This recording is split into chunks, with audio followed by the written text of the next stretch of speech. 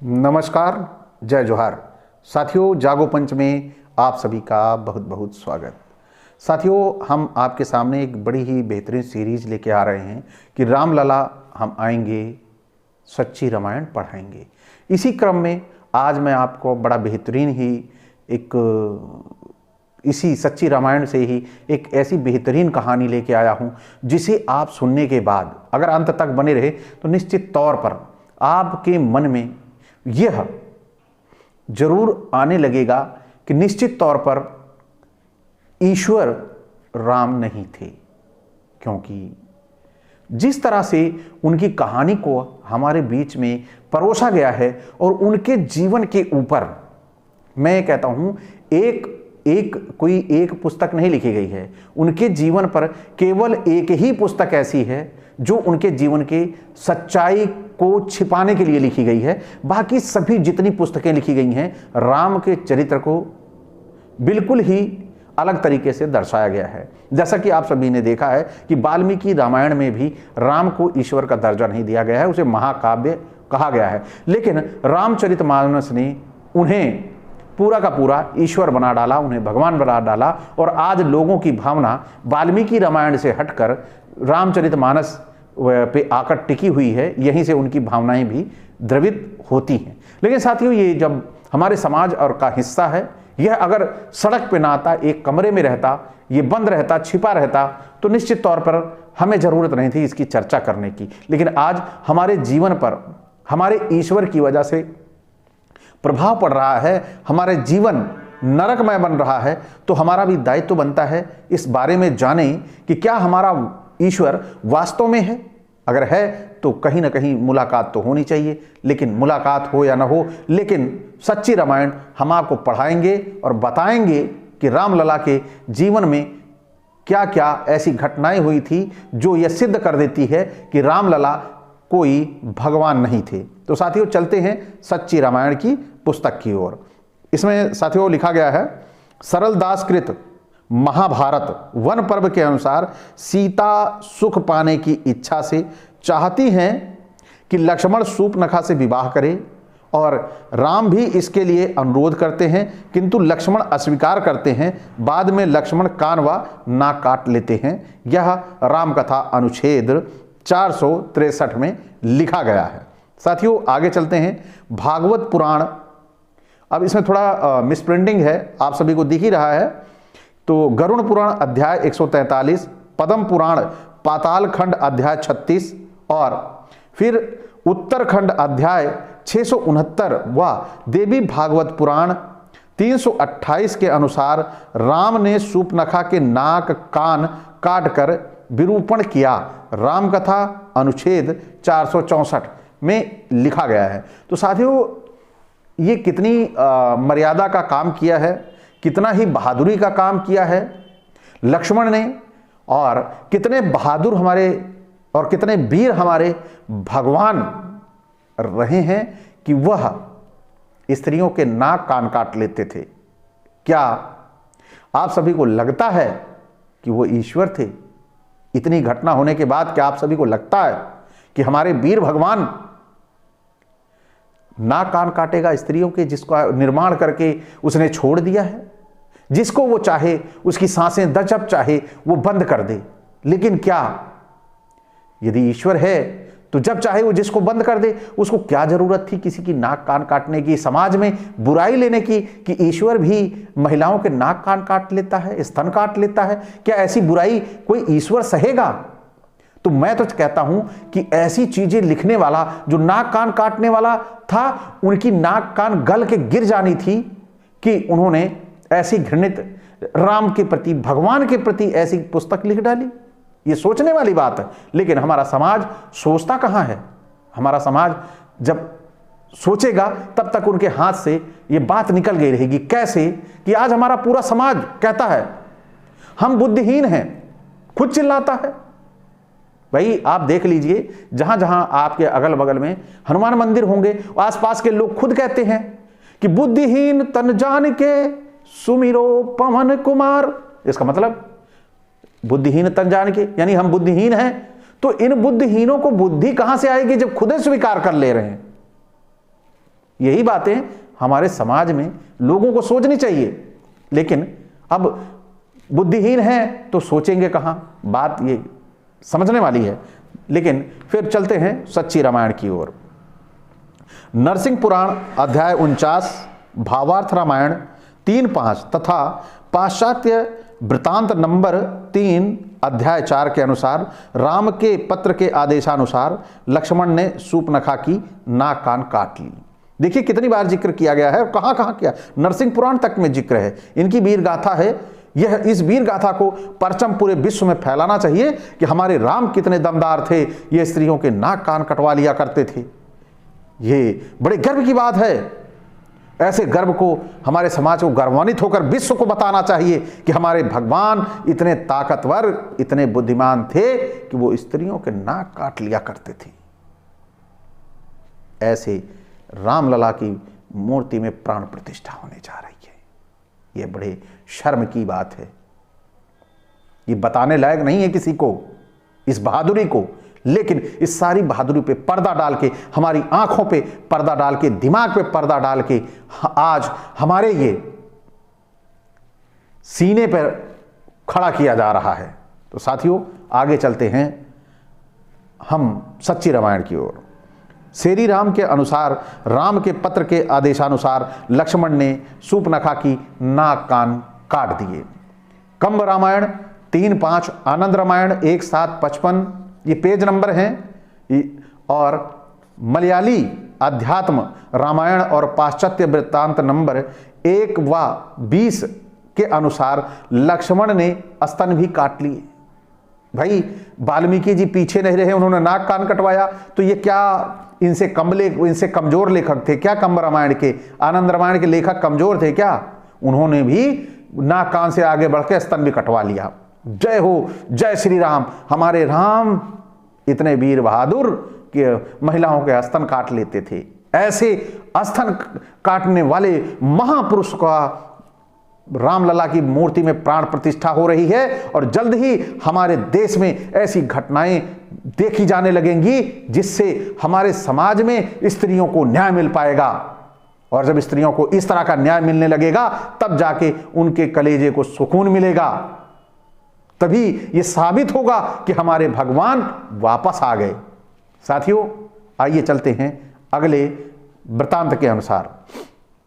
पाश्चात्य वृत्तांत नंबर 1 पृष्ठ 80 के अनुसार लक्ष्मण ने शूर्पणखा के नाक व कान के अतिरिक्त स्तन व बाल भी काट लिए। अब देखिए, मतलब वाल्मीकि के सब पिता बनने को तैयार हैं। एक ने लिखा कि नाक कान काट लिए, वाल्मीकि ने नाक कान काट लिए। उससे आगे कंब रामायण और 2-4 रामायण और जो लिखी हैं वो आगे निकल गए, उन्होंने स्तन काट लिया। और आगे देखिए पाश्चात्य वृत्तांत ने क्या किया, नाक कान स्तन काटे और साथ में बाल भी काट लिया। स्तन के रक्त से जोंकें उत्पन्न हुई, स्तन का जो रक्त निकला उससे जोंक उत्पन्न हो गई। यहां पर बड़े ही ये लेखक जो थे ये बड़े ही उम्दा प्रकार का भोजन करते थे, ऐसी दिव्य चीजें इन्हें दिखाई देती थी, लेकिन हमारे समाज के लोगों को नहीं दिखाई दे रही हैं। ये जोंकें खून चूस लेंगी आपका, अगर आप अभी भी होश में ना आए। मैं ये ओबीसी एससी के लोगों को कह रहा हूं कि ये जोंकें आपका खून चूस लेंगी। जिस स्तन से वो जो जोंकें निकली थी ना, वो आपका खून चूस लेंगी। वो जोंकें कोई और नहीं है, वो जोंकें आपका खून सदियों से चूस रही हैं। ये आपको पता है वो कौन सी जोंकें हैं जो आपका खून चूस रही हैं। तो साथियों आगे चलते हैं। अब यहां पर नोट लिखा गया है, ये भी बता दें, रामकथा अनुच्छेद 464 में इसका जिक्र भी मिलता है। तो जोंकें उत्पन्न हुई का तात्पर्य है कि स्तन का घाव सड़ गया और पीव अर्थात मवाद पड़ गया और उसमें कीड़े पड़ गए। जोंकों का मतलब है कीड़ा, यहां पर जोंक मत समझिएगा, लेकिन इस जोंक को अवश्य समझिएगा कि ये जोंक आपका जीवन बर्बाद कर देगा। तो फिर आगे क्या लिखा है, रामकीयन अध्याय 1 के अनुसार लक्ष्मण ने शूर्पणखा के नाक, कान, हाथ और पैर भी काट लिए। अब देखिए रामकीयन, पीछे जो वाल्मीकि रामायण थी, वाल्मीकि रामायण के बाद कंब रामायण आई, कम आनंद रामायण आई, फिर मलयाली अध्यात्म रामायण आई। इन सब ने एक एक कदम सबसे आगे बढ़ते गए और यहां तक पहुंच गए कि हाथ पैर भी काट डाले। हाथ पैर भी काट डाले तो पूरी खत्म थी। तो इतने वीर बहादुर अगर हमारे राम हैं तो गर्व तो होगा ही, बहादुरी से सीना हमारा चौड़ा हो जाएगा कि हमारे ये राम हैं जो स्त्रियों के नाक, कान, आस्तन, हाथ, पैर, बाल काट लिया करते हैं। बड़े वीर बहादुर हमारे राम प्रभु हैं। इनकी तो महिमा चारों ओर होनी चाहिए, विश्व में चारों ओर इनकी ख्याति होनी चाहिए, डंका पिटना चाहिए विश्व में, जबकि इनका डंका केवल यहीं फिर रहा है हमारे भारत में और कुछ ही प्रदेशों में। तो साथियों, ये बड़े गौर करने की बातें हैं। इसीलिए मैं कह रहा हूं कि रामलला हम आएंगे, सच्ची रामायण पढ़ाएंगे। तो साथियों, आगे चलते हैं आइटम नंबर 13 में। आइटम नंबर 13 में जो पहला पॉइंट लिखा है बड़ा ही हृदय को गदगद कर देने वाला है। राम हमेशा अनुचित विषय भोग में तल्लीन रहता था और राम ने अनावश्यक रूप से कई जीवों को मारा और उन्हें खा गया। अब क्या, प्रथम पैराग्राफ के लिए अवलोकन कीजिए आइटम नंबर 7 का द्वितीय पैराग्राफ, वाल्मीकि रामायण उत्तरकांड सर्ग 42 17 से 22 तक। द्वितीय पैराग्राफ के लिए अवलोकन कीजिए वाल्मीकि रामायण का बालकांड सर्ग 18 और 30। लड़कपन में जब घोड़े पर सवार होकर मृगया यानी हिरण आदि का शिकार हेतु गए कौन, राम लक्ष्मण, तब लक्ष्मण हाथ में धनुष लिए उनकी रक्षा करते हुए पीछे चलते थे। बालकांड 18-30। जब वो मृग का, हिरण का शिकार करने के लिए निकलते थे तो लक्ष्मण बाण लेके पीछे पीछे जाया करते थे। आखिर ये राम हिरण का शिकार करते क्यों थे? ये सवाल किसी के हृदय में नहीं आता, किसी के दिमाग में नहीं आता, किसी कोई दिल से नहीं सोचता, क्योंकि हमारे यहाँ इन सब पे बड़ा मोटा पर्दा चढ़ाया गया है और इस मोटे पर्दे को उठाने के लिए कोई अवतार अब तो नहीं आने वाला फिलहाल, लेकिन हो सकता है कल की कहीं से निकल ही आए। काफ़ी दिन हो गया है वो निकल नहीं रहे हैं, जबकि अत्याचार बढ़ गया है। लेकिन और इसी तरह रामलला जैसे और 2-4 मंदिर बन जाए तो कल की आएंगे नहीं कि वो समझ जाएंगे कि फिर से वही समय आ गया। लेकिन हम यहाँ पर नहीं उलझेंगे, हम चलेंगे सच्ची रामायण पर। और अयोध्या कांड सर्ग 44-33 के अनुसार वनवास के समय राम व लक्ष्मण बहुत से पवित्र पशुओं का वध कर उसी तटवर्ती वन में विचरने लगे। अयोध्या कांड सर्ग 56-21 से 35 के अनुसार चित्रकूट की नवनिर्मित धर्मशाला गृह प्रवेश के समय पर्णशाला गृह प्रवेश के समय राम ने लक्ष्मण से कहा, अब मृग मांस लेकर इस पर्णशाला में वास्तु शांति करनी होगी। तुम शीघ्र एक मृग मार लाओ। हमें धर्म का ख्याल रखते हुए शास्त्र की आज्ञा का पालन करना चाहिए। तत्काल भ्राता की आज्ञा का पालन लक्ष्मण ने किया। तब राम ने कहा, लक्ष्मण तुम मृग का मांस पकाओ, इससे हम वास्तु देवता का पूजन करेंगे और जल्दी करो, जाओ जल्दी करो। आज सौम्य मुहूर्त और ध्रुव संज्ञक दिन है। तदनुसार लक्ष्मण काला मृग मार ले आए और उसे धधकती आग में डाल दिया। बड़ा अच्छा तंदूरी बना होगा। तो लक्ष्मण ने समझ लिया कि सर्वांग पक गया है, उसमें से रुधिर नहीं निकलता है। तब उन्होंने पुरुष पुंगव राम से कहा, हे देव सदृश्य राम, यह मृग अपने अंग उपांगों सहित पक गया है। आप इससे वास्तुदेव की पूजा करें। आप इस कार्य में पूर्ण निपुण हैं। प्रभु जय हो।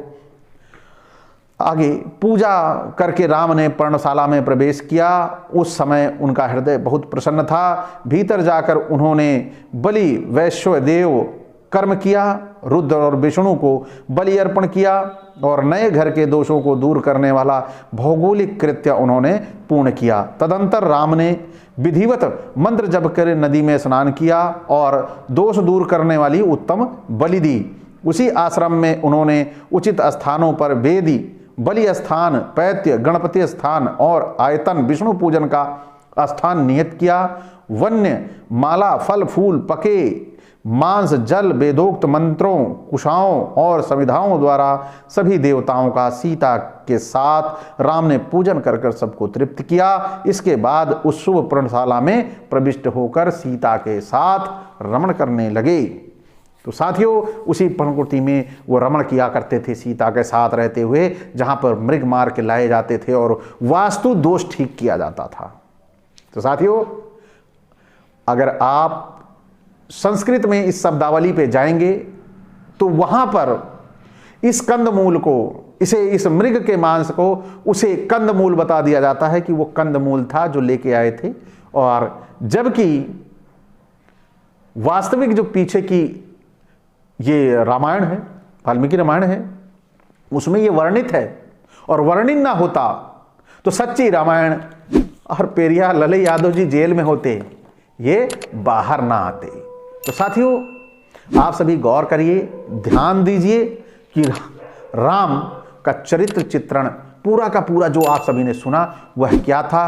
क्या वह रामलला पुनः जीवित होगा तो क्या हमारे समाज में और हमारे समाज के लोगों में उनका स्तर क्या होगा, उनका जीवन किस तरह का होगा? क्या फिर से हमारे समाज की महिलाओं के नाक कान कटना और स्तन कटना शुरू हो जाएंगे?